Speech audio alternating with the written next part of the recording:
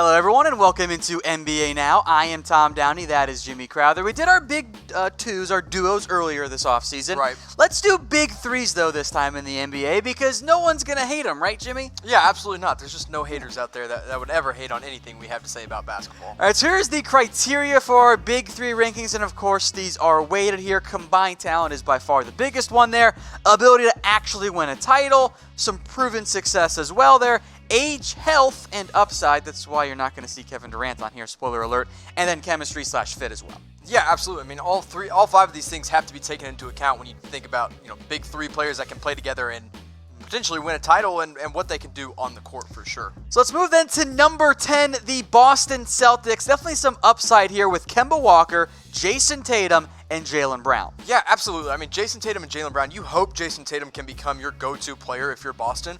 But for now, it's still Kemba Walker. He is the all-star point guard there. Jaylen Brown, defensively, he's a great two-way player. I like him a lot. But the biggest question mark is how much can they actually grow with Kemba Walker, and will they actually be able to go to an NBA championship with their current core Helps and their being current in the roster? East. Absolutely. It really does. It definitely helps for the Boston Celtics this next season. Also, fun fact, this is one of just 3 Eastern Conference teams that made our top 10. So again, that big 3, Kemba Walker, Jason Tatum, and Jaylen Brown. Now, this time last year, it was Kyrie Irving and Al Horford and probably still Tatum, or maybe it was Gordon Hayward in there. Yeah. Hayward falls off this list because he just wasn't the same guy last year at all. Yeah, you can't include him right now. I mean, there's potential that he moves back into this list and you can slip Jaylen Brown off. But, if you're the Celtics, you're hoping Jaylen Brown is that third piece with Kemba Walker and Jason Tatum. Obviously, they lost Kyrie. Obviously, they lost Al Horford. But you recover pretty nicely with Kemba Walker. And if these two guys step up big, they're going to be looking nice. And you're hoping Tatum really takes a big step forward, too. Yeah, and that's the scariest part about this big three is most of it is based on potential. All right, guys, type S if you are already subscribed. I assume most of you are, but we know that not everyone that watches Chat Sports, even some that watch it all the time, aren't actually subscribed. So type S in the comment section, guys, if you are already subscribed here. And if you haven't subscribed, don't lie and type S and be a fibber. No liars allowed here. Just go to that bottom link right there. Or just hit the bigger button because you're watching on YouTube right now. Hit the big red button. Let us know, and we're going to catch you if you're lying, so don't lie. All right, guys, we appreciate all those S's flowing in. Keep them coming here in the live chat since this is a premiere video after all. Let's move then to number 9, the Utah Jazz. When we were trying to sort out the rankings here, Jimmy, from 10 to 9, 9 and 10 seemed like a little grouping themselves here with Donovan Mitchell, Mike Conley, and, of course, Rudy Gobert. Yeah, I think that the young pairing of Donovan Mitchell and Rudy Gobert is more proven than the young pairing of Jason Tatum and Jaylen Brown. I mean, Gobert, you have a Defensive Player of the Year in him, 2-time. And then Donovan Mitchell, of course, he's an older prospect. He still has potential to grow, though, and he's a special guy. Scores bunches. Absolutely. And, of course, they added Mike Conley. And so, of course, this is based on there is some take into consideration health and potential. Mike Conley doesn't really fit that bill. We're basing this on overall talent. Now, fit is a factor there, but we're not like trying to form a big 3 to actually play basketball with. If we were, I actually think Utah might be a little bit higher because as a big 3, if they were like to go suddenly join the big 3 league for whatever reason, Mitchell, Conley, and Gobert would be a pretty good grouping because Gobert would just be your defensive stopper. Yeah, that's all it is. But that's the only thing about Gobert is how much offense is he actually going to provide? I mean, he did score 16 points per game, so it's not like he's some slouch on offense. But, of course, that all comes from around the rim. And he's not your Joel Embiid type big. Exactly, and that type of center in the NBA is already starting to fade, so he has to be extremely good on defense, which he is. Mitchell and Conley both scored points in bunches last year. I think Conley's points per game might drop a little bit. I think they will, but I think his assists per game will go up because the players he was playing with in Memphis were not anywhere near the caliber of guys he's going to be playing with in Utah. Now, 9 and 10 beat out some of these teams here. Some notable teams left out. Let's start with the Brooklyn Nets. Kevin Durant's injury we're focused on this year. We just didn't include Brooklyn because of it. And also because that third star. I mean, is it Jared Allen? Is it Karis LeVert? Joe Harris. And do any of those guys move the needle? It's not DeAndre Jordan. Absolutely Let's make that very clear. No. The Kings, I wanted to find a spot for them. Just couldn't do it. A lot of fun. Buddy Hield, De'Aaron Fox, Marvin Bagley. But a little bit too much based on potential and not enough proven talent. If you're focused on a promising young core only, oh my gosh, Kings definitely in the top 10 there. Detroit and Indiana kind of fall in the same category. It's good, but again, Blake Griffin, Andre Drummond, love them. And then it's like Derrick Rose, question mark. And then the Indiana Pacers, Brogdon, Oladipo, Miles Turner, all great. number one, can they stay healthy? And number two, what have they actually proven? And the Dallas Mavericks have a great young two in terms of Luka and Kristaps, but who on earth is that third guy? Yeah, I mean, look, Tim Hardaway Jr. puts up the big numbers. He's inefficient. And then there's maybe Jalen Brunson. But, yeah, it's a big question mark for now. Exactly. So if you're a fan of those teams, I'm sorry, but you're just not good enough. All right, number 8, the Portland Trailblazers feel great about that duo. Dollar Dame, CJ McCollum, Yusuf Nurkic as their other third player. It's okay, but it's not great either. It definitely brings them down when it comes to the rankings. I think you're a little bit lower on Yusuf Nurkic than I am. I think I am, yes. I do like Yusuf Nurkic a lot, and I think fine player. He definitely plays a big impact on this team, but the problem is he going to return to form after that injury, gruesome injury that he suffered, and went out late in the season? But is he going to be able to return? He's also just 24 years old. I mean, the guy is still super young. That's true. McCollum's 27, and Damian Lillard's 29. So, I mean, still a good, pretty young core with room to grow. Look, we went over our duos earlier. Dame and McCollum were a no-brainer to be ranked high there. And, look, the numbers do hold up pretty well for him. Yeah, absolutely. I love this trio. I'm excited to see what they can do next season. Of course, they went to the Western Conference Finals this past year without Yusuf Nurkic in that lineup. So, are you a little concerned, though, that that's their ceiling even with him? Absolutely, 100%. And, I mean, the West is just reloaded. I wouldn't say it's even tougher, but it's definitely reloaded from last year. All right, who do you guys like more? Not about NBA players. All right, do you like me more? Type T for myself, of course. That's Tom. J for Jimmy. Or do you like producer Alicia more? Type P for the producer there. Bold prediction. The P's are going to win in a landslide. I think they will, too. I mean, if this was a big three, I'd consider myself the Michael Jordan. Alicia's Scottie Pippen, and Tom does the dirty work, and he's Dennis Rodman, I guess. So, in that analogy, isn't Alicia Dennis Rodman? No, not here. Not for the sake of this video. I mean, let's not begin the fact that you're not MJ. Am I? Self-inflated view of yourself there. All right, calm down there. Let us know. Type T for Tom, J for Jimmy, and P for producer Alicia. Number 7, the Denver Nuggets. Nikola Jokic, Jamal Murray. And we threw in Gary Harris, who we like, but again, he's not a great number 3. That's kind of the overall theme for the NBA. A lot of great duos. Finding that third star is a little bit tricky, though. Yeah, and look, I mean, hey, maybe it could be Michael Porter Jr. one day, but we can't base it off that because we've never seen him play a game in the NBA. I think it's Gary Harris for now. And again, this is another reason this Nuggets team, this Nuggets trio can't slip into the top 5 because Gary Harris just hasn't taken that step forward. But if he does this next season, this is going to be a really great big 3. Look, the big 2 of Jokic and Murray we know is great. And I think, look, Jokic almost after triple-double. He's 3 assists shy, which is insane because he's a center. That's not supposed to happen. And Jamal Murray, meanwhile, continues to have an upward trajectory for his NBA career. But Gary Harris has to be better. Has to be better. He's really good on the defensive end. I love him on the defensive end. He's a good scorer when, you need a spark off the bench or whatever it may be. But you got to step up if you want to be in the same sentence as Nikola Jokic and Jamal Murray. But it's good enough to have this team in the top 10. Look, Jokic this next year is going to be ridiculous. I mean, nobody's figured out how to stop the guy because it's not like he does anything crazy. He just sits in the post and spots up from 3. Jamal Murray, they hope, can take another step forward, which would be insane for Denver. Let's move then to number 6. It's Giannis, no last name needed. Chris Middleton. I guess Eric Bledsoe. Look, Giannis pulls this trio up so far by himself. I mean, he absolutely does. Again, this is another thing in which I'm a little higher on this trio than Tom was because obviously I love Giannis, but so does Tom. Yeah, I'll make this point now. 8, 7, 6. We went back and forth on. So if you don't like the order, blame Jimmy. His handle's right there at the bottom of your screen. I'll take all the heat for that one. And Chris Middleton, look. I'm high on Chris Middleton. He was an all-star. I know it was in the Eastern Conference, but he was an all-star. He's a great defensive player. He's a knockdown three-point shooter. Eric Bledsoe, a good defensive point guard. First team all-defense. Somehow. Questionably. But can he step up in the playoffs? Because regular season Bledsoe, great point guard. I mean, that's why they gave him an extension.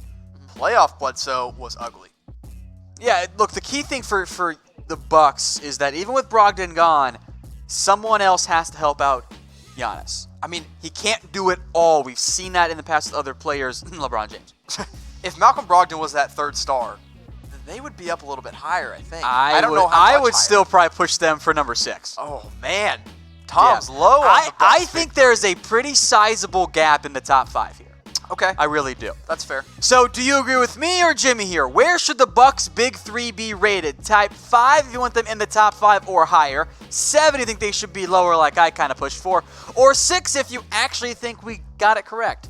I'm going to say, well, obviously I'm going to say 6 because that's where I rank You were pushing 5. I was. I had to pull them down for you. I was, and then I kind of reconsidered. I Yeah. recalibrated my scientific method of ranking these teams, and I kept them at 6. So that's what I'm going with. All right, so here are 10 through 6 of the NBA's top big three. The Boston Celtics at number 10, the Utah Jazz at number 9, Portland at number 8, Denver at number 7, 6 at Milwaukee. Before we get to the top 5, Jimmy, which of those top 5 teams do you think has the best chance to take a big jump forward?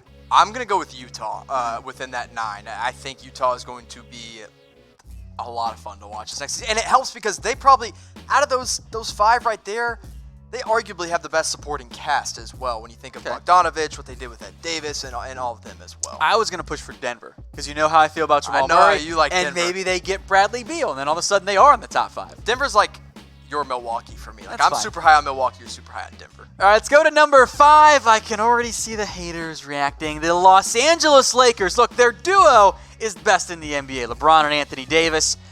But Kyle Kuzma is the third. Yeah, and I'm sorry, Laker fans. Kyle Kuzma is not a third star. Like, he's a good player, don't get me wrong. A great role player.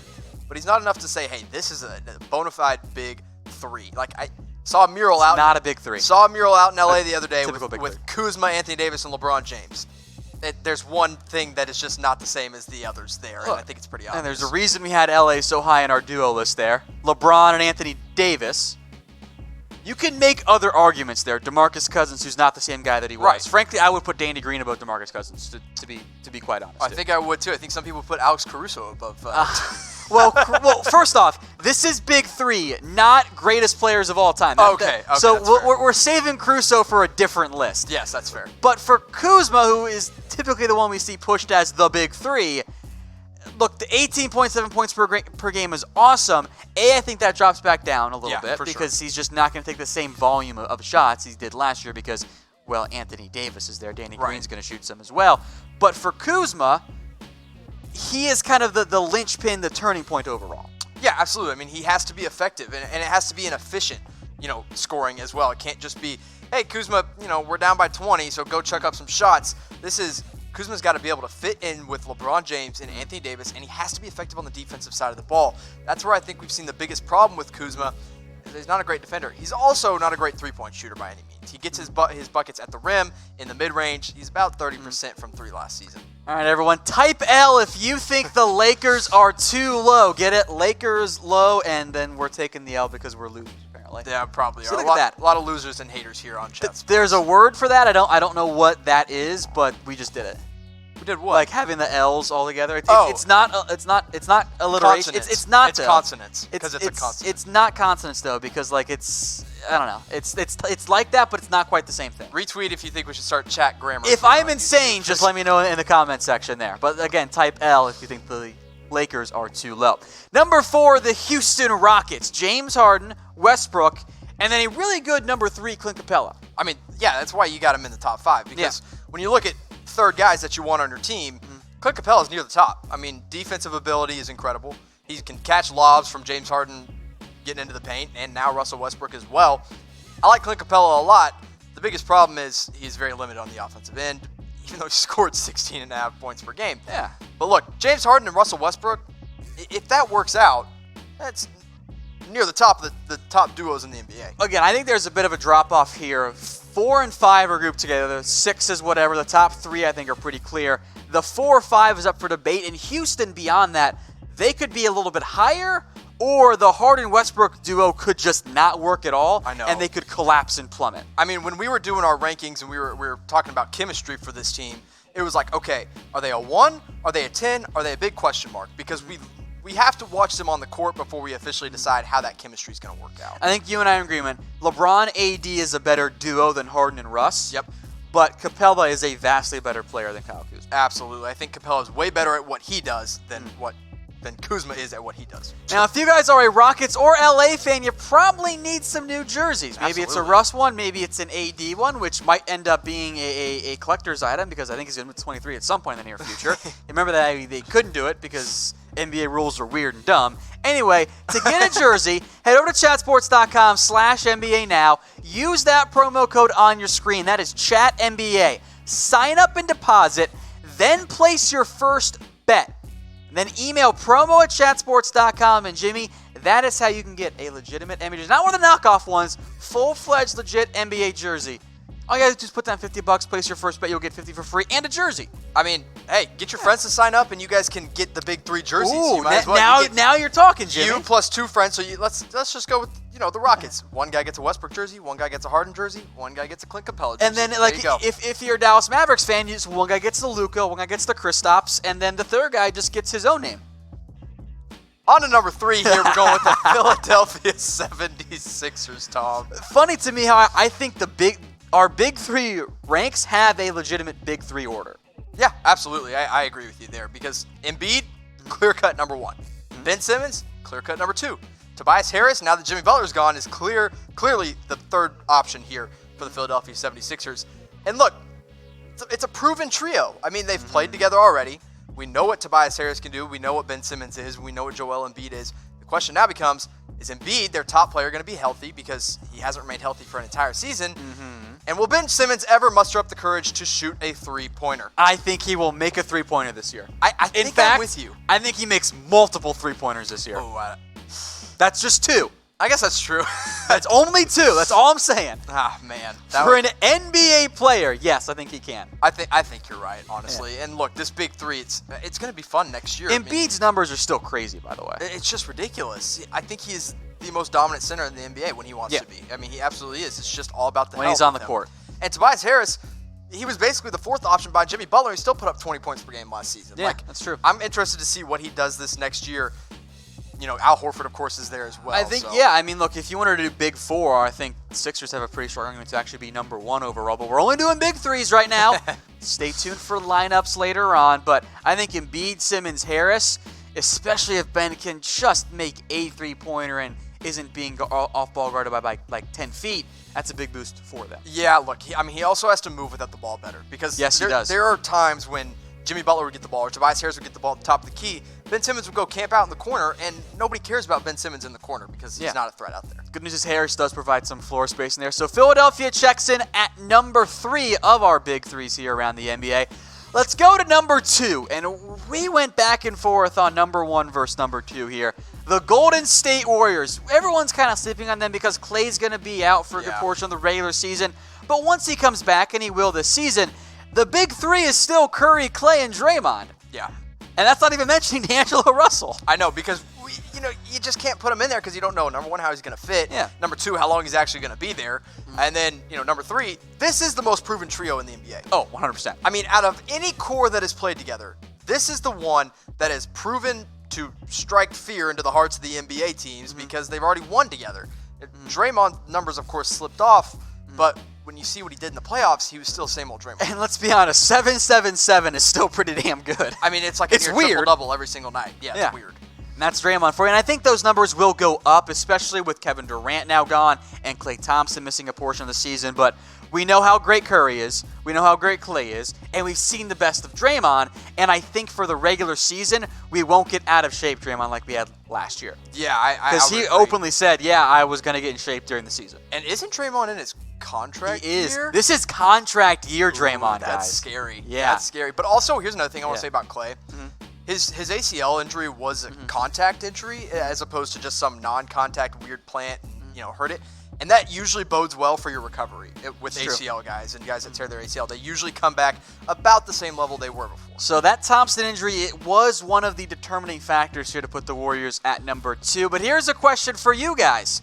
Will Golden State win another championship with their current core? That is the big 3. That's Curry, Klay, and Draymond. Yeah, absolutely. Will they win another one? It's so tough, but I'm leaning no. I think I have to say no. Because the West is so strong. Because the West is so strong, because those guys are getting all the money, and they don't have good role players around them, really. I mean, outside of, if you want to count D'Angelo Russell as a role player. At least for now, yeah. For now, yeah. Yeah. All right, so let us know in the comment section why for yes and for no. And we'll move then to number 1. It is the Los Angeles Clippers. You have Kawhi Leonard. You have Paul George. That duo is right there along with LeBron James and Anthony Davis as the best duo in the NBA. The difference is your third star is the 6th man of the year in Lou Williams. I mean, he is who's probably going to win it again this year. I mean, he's ridiculous. It's absolutely ridiculous that the Clippers have these 3 guys, and they put up ridiculous numbers, obviously. 2 MVP caliber guys, and like you said, the 6th man of the year. So the really biggest drawback for them is, number 1, their age, because they don't have a ton of upside. I mean, they're 30 years old. Lou Wills. We know their ceilings. Right. Lou Wills, 32. And then injuries are definitely a question mark. Lou Williams has always been healthy, but Paul George just had surgery. Kawhi Leonard, load management, it's always a thing. So where does that come into play? This trio, I think, fits really well together because we know Kawhi, who likes the ball in his hands for sure, but he can shoot the 3. Absolutely. Paul George, we know he can shoot the 3. Yep. And Lou, who's a point guard, we know he's great coming off the bench. I think in crunch time he'll still be out there as a starter. Yeah. He can space as well. You could even put him in as a 2 guard if you want Patrick Beverly in there and you run a smaller ball lineup with Kawhi and PG and Pat Bev, and heck, I don't care who's in there at center at that point. So They all average over 20 points per game. That's nuts. That's really 70-ish points per game right there. I mean, that's going to be ridiculous. And I think we agree that Kawhi is a better player than Paul George, but if you hide the names there, Paul beat Kawhi in points per game, rebounds, and assists. Yeah, I mean, it's going to be so much fun for the Clippers and their fans. All right, guys, so we know you don't agree with everything. That is the nature of literally any ranking ever invented. So, what do you hate the most about our Big 3 rankings? I assume Lakers fans are once again big mad at me, but let us know in the comment section what do you hate the most, and if you need a refresher, here are the top 10 Big 3s in the NBA. Boston at 10, Utah at 9, Portland at number 8, Denver at 7, Milwaukee at 6. Then a big jump here to number 5, the Lakers. Number 4, the Houston Rockets. Then a little mini jump here. Number 3, the Philadelphia 76ers. Number 2, the Golden State Warriors. And at number 1, the LA Clippers.